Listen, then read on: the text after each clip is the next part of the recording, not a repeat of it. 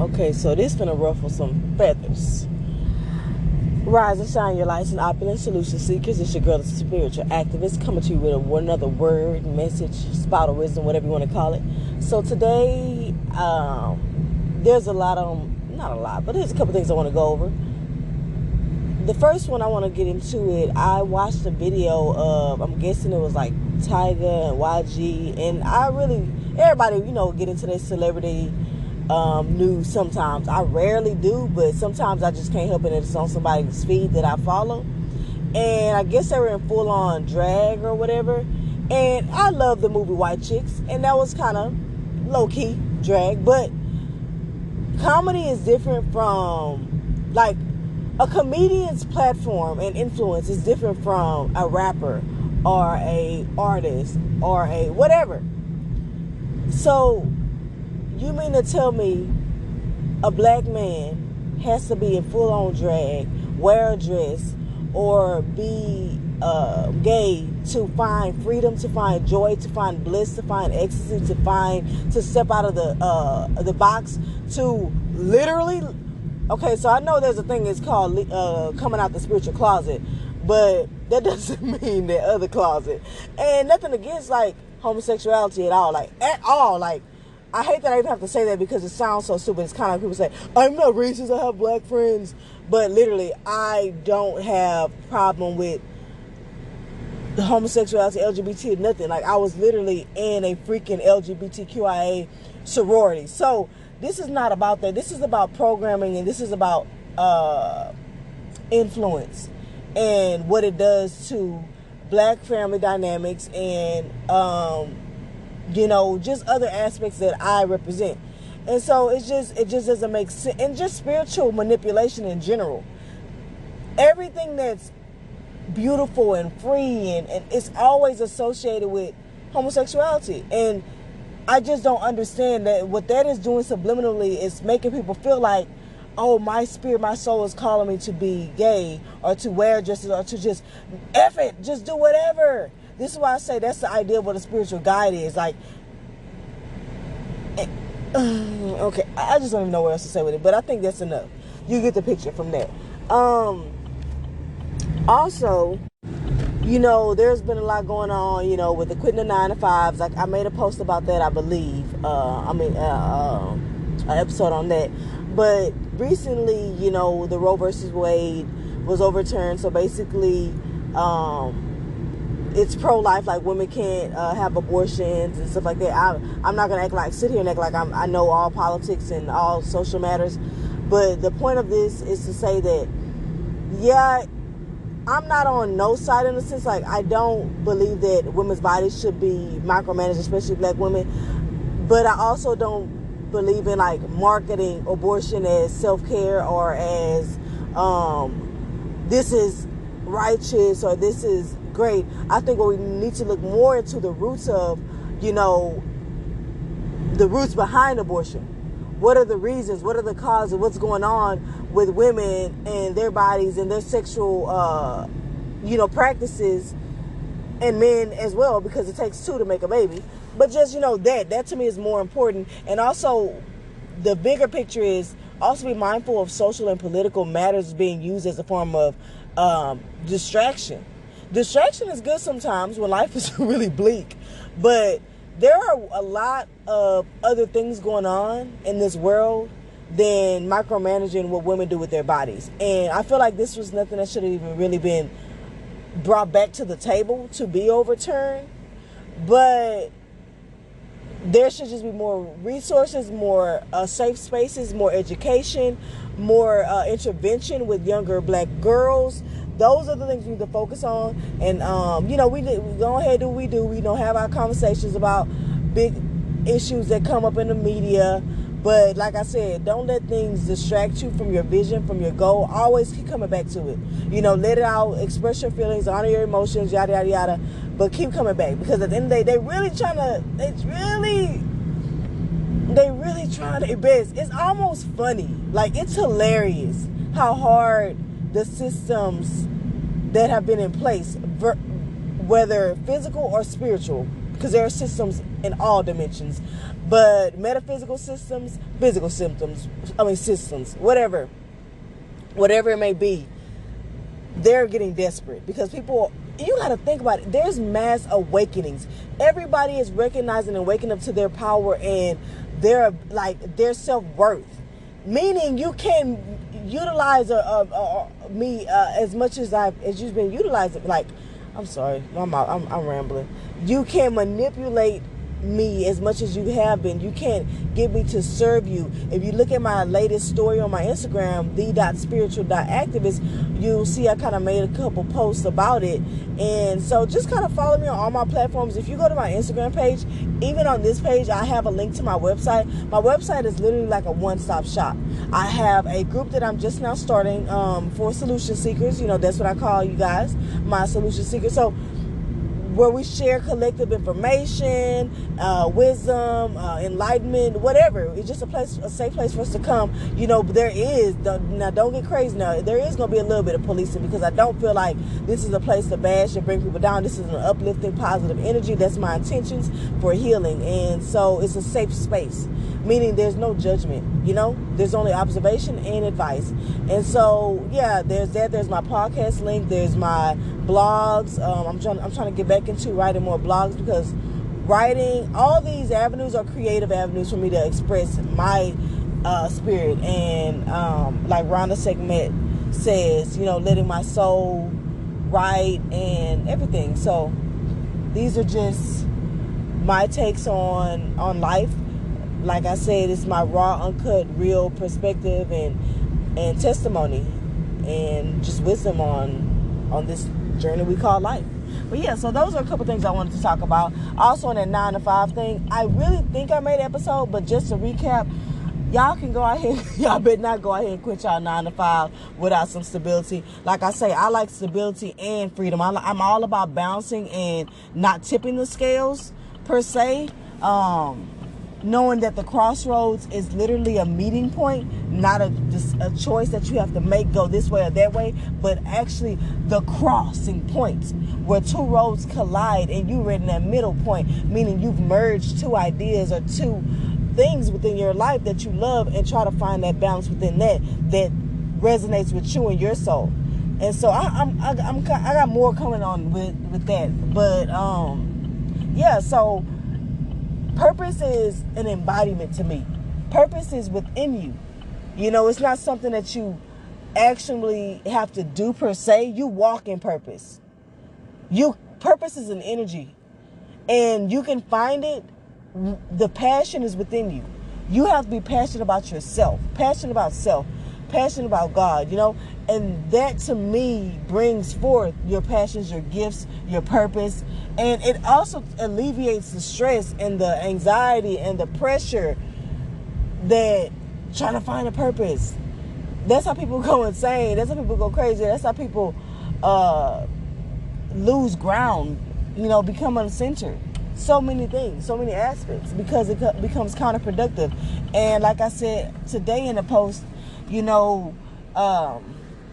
beating up yourself when you know you're trying your best is counterproductive, and it literally does nothing. At least nothing good, that's for sure. Like, why are you kicking yourself while you're down? The world gonna do that enough. You don't need to help it at all.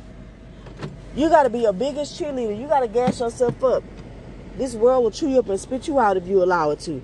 So as always, guys, I hope this inspires you, motivates you, does something to uplift you, empower you. That's my intention for every episode. I'm feeling good, even though things are not going as planned in my life right now.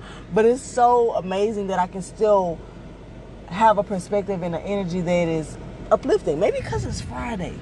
Yeah, that's probably what it is. The weekend coming. But anyway, I love you guys. Keep God first. Peace, love, light, and healing energies. Be open to receiving them.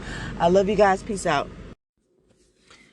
All right, so it seems like the topic of discussion or like theme of discussion of kind of going deeper than, not necessarily cliches, because y'all already know I love cliches. I feel like they do come from some form of deep meaning, but getting to that root, to that deeper meaning of the cliche or these terms that we use a lot, but like going beyond just a term to go outside of just trending.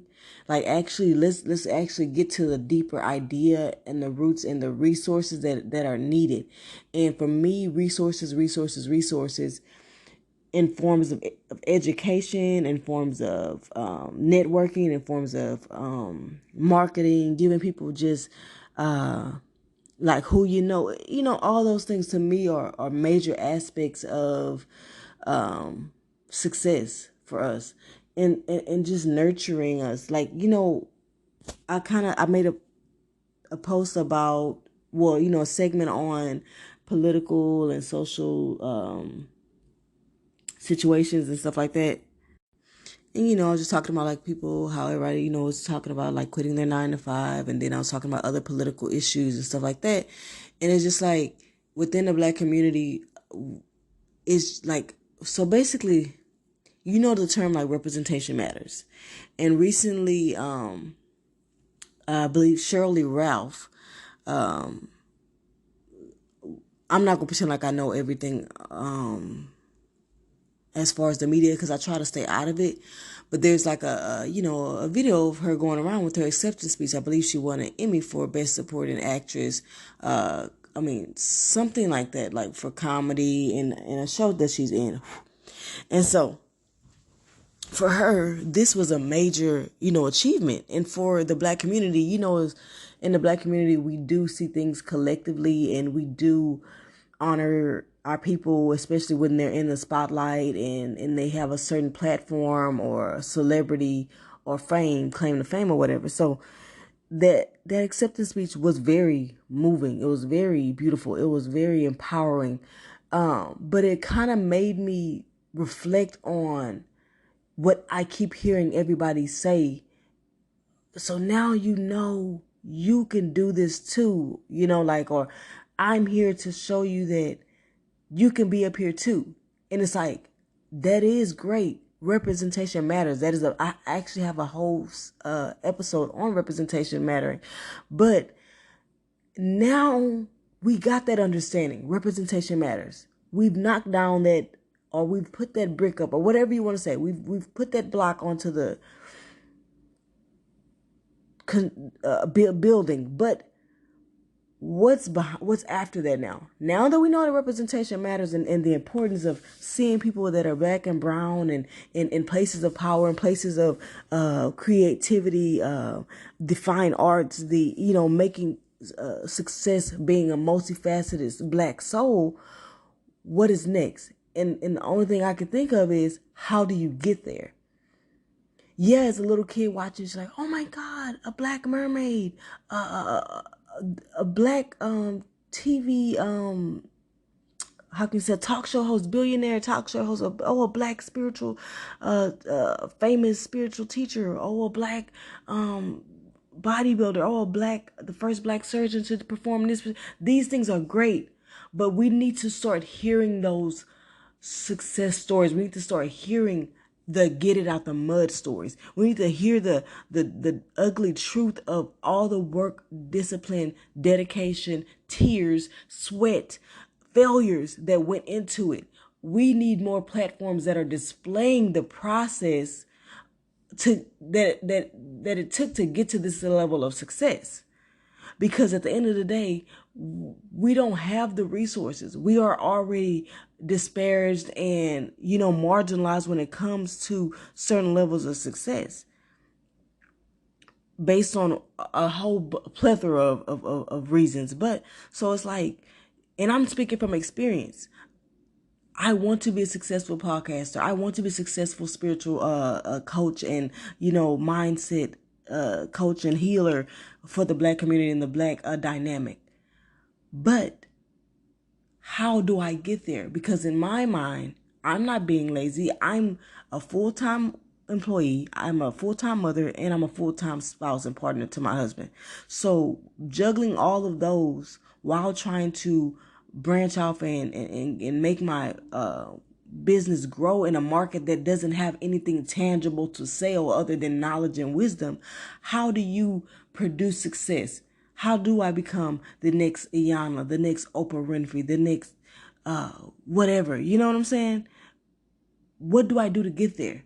Because a lot of times I do feel like the advice is sometimes annoyingly bullshit. Like, it's just like these, great little blurbs or quotes, but it's like, okay, they're good to kind of help my spirit stay uplifted, but what is some concrete way that I can get there? Like, do you know how hard it is for me to figure out how to do a website, how to figure out how to copyright, I need this, I need that, LLC, trademark, and I still don't have it because I still just was like, kept hitting roadblocks. I didn't feel like I can trust these people because you got a lot of people out here just taking your money for these quote unquote, summits and seminars and classes to help you make money. But it's like, and then they want to manipulate you and say, okay, oh, are you going to think with the broke mindset or the rich mindset? And do you know what that does? It's continually manipulating the psyche of the struggling person who's trying to be somebody. It's constantly beating that psyche down and making them feel less than. And I don't like those types of tactics to sell when you're supposed to be trying to heal and help and elevate. Don't use manipulative tactics on me to make me dependent on you and to give you all of my money that I have and labeling it or glamifying it as investing in yourself. Yeah, I do believe in investing in yourself, but I also don't believe in going broke and not paying a light bill just to take a class for at the end of the class they say, now just take this other class. And this is only going to be $2,000. But guess what? For tonight only, it'll be $1,899. That's right. You heard it here first. Like, bro, really? Like, save it. Like, it really boils my blood. And I'm getting tired of it. And I just see it repeating over and over and over. Everybody's trying to jump on a bandwagon. And I get it to, be successful. But at the end of the day, you have to have some level of integrity, some level of righteousness, some level of accountability, and just honesty. Like, it's nothing wrong with making money doing things you love, but you need to have that purpose behind it. I've been doing this for 2 years now, literally making no money. So the moment that I do make money, I am not going to feel guilty about that. I don't even think preachers should feel guilty about, making money, because at the end of the day, this is their livelihood. No one can live in this world doing what they love for free. You have to feed your family. You have to be successful. You should be able to deserve the fruits of your labor as well. But the point is when you're out here straight up manipulating people and knowing you really don't have the juice, and you out here selling the juice when it's really just colored water. It's not juice. That's water with food coloring in it. So, like, that's the kind of stuff I'll be talking about. If you really got gems, I will do my best to pay for it, but I'm still not going to break the bank because I can only do what I can. But if you don't have the juice and you out here selling, glittering it up to sell and make it look like it is, then that's what I have the problem with. And so that goes back to the representation. Yes, I love that we are seeing a bunch of black people now coming up, but it's all part of the lucrative thing right now. It's still feeding capitalism. Like, these people are getting put on because it's consumerism still. It's still making people feed into these narratives of you can get here, you can get there. But what I want to know is how. Okay, I know I can get there now. How? I know the steps I need to take spiritually, but what steps do I need to take physically in this plane to actually get there? I'm already doing the work of manifesting it and writing it down and visualizing it and law of attraction. I'm already doing those things. Okay, so other than that, how do I meet the three worlds? The mental body, the physical body, and the spiritual body. How do I have all of them working together in tandem to create the reality that I desire? Give me some concrete ways to invest, get free resources, get education that is accredited, accolades, respect in my field that I'm trying to pursue. Can we have more schools open up that actually nurture these creative and multifaceted minds? These beautiful, creative black souls. Can we get more resources like that? that actually teaches a child and elevates them in that craft and actually shows them ways to make that passion lucrative. Even if it does become a side hustle and you just do freelancing on the side, that is still feeding that creative aspect of yourself. And if you do have to get another job, that's more corporate and you still love it, it's not miserable. But you do something that you truly, truly just love for fun. And then you have something that you do that honestly, secures you with your 401k, social security, whatever, all those types of things, insurance. And that's to me the balance. But like I said, the gist of this segment is, can we now focus on how representation matters, but how do we get to having more representation other than just seeing other people do it and embedding that idea that we can achieve it. Yes, that is a great major step, and I'm not taking nothing away from that. The representation, seeing other people in positions that we would like to be in, does something tremendous. And we need more Black representation of male success, because right now, I get it. As a woman, I'm loving the woman, empowerment movement, but there's a whole agenda out here, and I'm not even going to get into it on this segment, but we need more male dominant representation. We need more Black men in power, positive, non-toxic, non-abusive, you know what I'm saying? Just that divine masculine mindset. We need more representation of that. And so, yeah, it's just, come on, how can we get there? Let's start cultivating that. As always, peace, love, light, and healing energies. Be open to receiving it. I love you guys. Peace out. Media manipulation on the spirit, aka a form of spiritual manipulation. This is when you watch something on TV that has a negative or adverse effect on your spirit, your mood, your mind, that limits you in some way, or that disempowers you or depresses you in some way to a point of stagnation, vacant esteem, low self-esteem, low self-worth, things that put roadblocks in front of your spirit. They keep you moving through life. They keep you uplifted in life. And so I'm going to put this in my parenting course, but when you try to watch movies with your child sometimes and actually listen, because there are a lot of subliminal messages, and that is, first of all, subliminal messages are not all bad. Sometimes a message is actually a form of advice and a form of anyway, so there are subliminal messages in TV shows that you can explain and express to your child, and also this is an opportunity to shift perspectives that are being programmed into them that may not be serving for them. Oh, yeah, you see how he said that? That's sarcasm. Sometimes people say nice things or say nice words, but in a mean way. So, and then you can give them examples like, hey, sweetheart, or hey, sweetheart, teaching them about tone, teaching them about things. And these things are tools that help them be able to discern and determine when they're around energy or people that are trying to manipulate them or take advantage of them. And of course, as people become more aware, the enemy spirit is always going to become more creative and just go back to the drawing board. So yeah, we're going to always have this tug of war, but it doesn't matter. The more empowered our children and we become, the harder the enemy, aka the devil, has to work to keep us down as individuals, as sovereign souls, beings. But yeah, we just finished watching Sing 2, and I love it. It has so many great messages. It's really about determination and following your dreams and following your heart, and not letting people,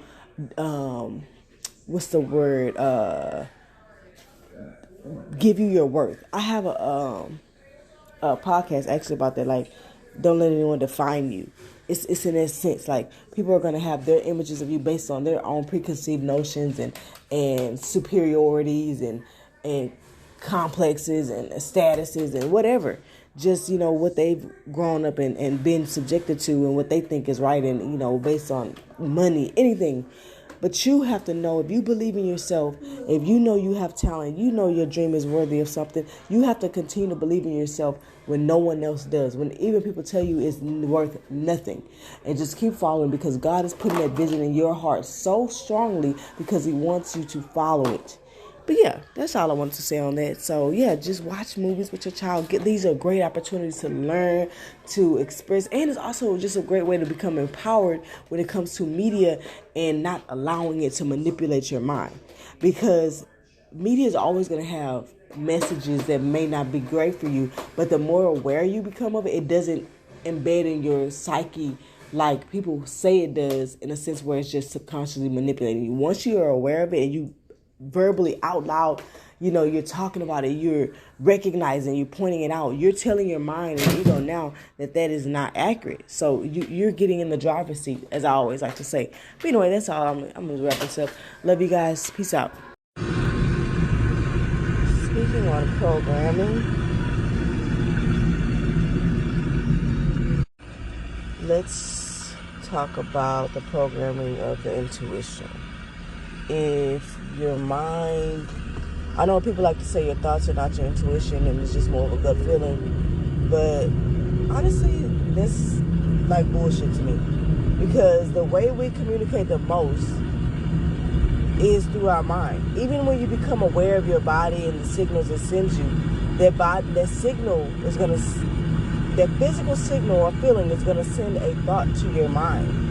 So becoming aware of all aspects of your body. In a quarter mile, keep left to continue on Cypress Creek Parkway, Farm to Market 1960 Road East. Sorry. But yeah, there's going to be, your intuition is, everything is programming.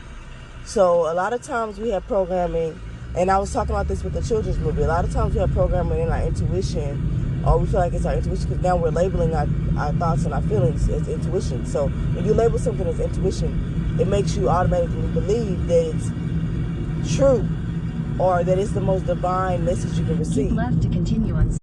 When ultimately, if you haven't healed wounds, if you haven't healed, when you haven't healed your wounds, and you can even go as far as say, if you haven't done chakra healing, or just literally just kind of creating an understanding and awareness of your experiences in life and how they could shape your perspective and your reality, then what you feel like is messages or your intuition could sometimes just really be fueled by fear, distrust, past experience, past pain, and sometimes just ultimately programming. Sometimes when I say program, I mean it's like it never even happened to you, but it's something you watch consistently over and over and over again, like media depictions. Like if all you've grown up and watched and heard your parents talk about, or heard your aunts talk about, is that black men are this and that, bad, cheaters, sorry, no good, then that is what your programming is going to be. That is going to be in your intuition. So the first time your boyfriend or husband or whatever does something wrong, you're going to automatically associate that with your programming, and you're going to say, oh, my intuition is telling me that I need to leave him. You get what I'm saying? And this isn't to say that sometimes it is wrong, and you don't need to leave him, or you do need to leave him. It's just that be able to discern what you've been programmed with before you just automatically jump into believe every gut feeling, because gut feelings come from false, and this is from experience. It's not always true just because you get a gut feeling. Sometimes you're freaking really scared, and that is going to give you a gut feeling, a gut-wrenching feeling that it's wrong, but it's just that you have fear because of programming or because of past experiences. Sometimes the best way to conquer that is just to take a risk, just to do what the opposite of what your intuition is telling you, just to see. Prove yourself wrong. Give something the benefit of the doubt. It doesn't mean every time, but sometimes the more and more you do this, the more and more you realize, like, there's some more healing I need to do. I can't always just trust what my body and my mind is telling me all the time. But yeah, that's all I wanted to say about that.